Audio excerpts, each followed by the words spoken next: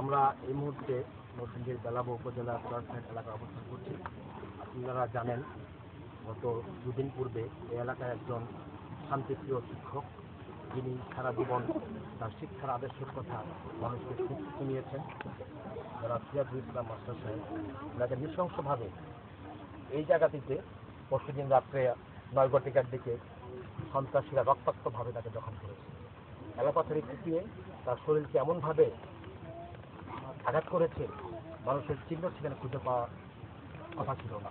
এরা বলেছে, এলাকার মানুষের সাথে কথা বলে আমরা জেনেছি তাকে জঘন্যভাবে এখানে হত্যা করা হয়েছে।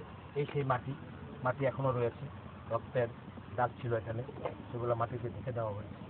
তার পরিবার এখন চরম নিরাপত্তার ভূমিকায় হচ্ছে।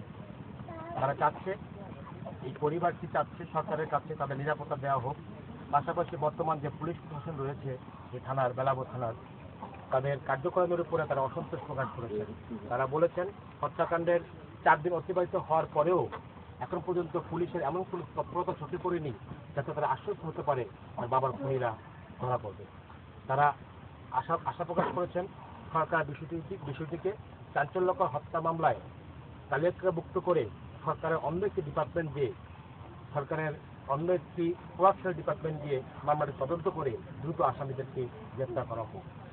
কারণ আসামিরা এখনও তাদেরকে বিভিন্নভাবে হুমকি দিচ্ছে বলে তারা আমাদেরকে জানিয়েছে।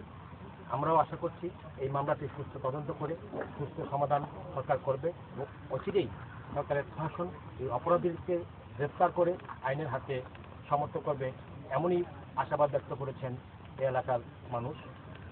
নরসিংদীর বেলাব থেকে মইনুল ইসলাম মিলন।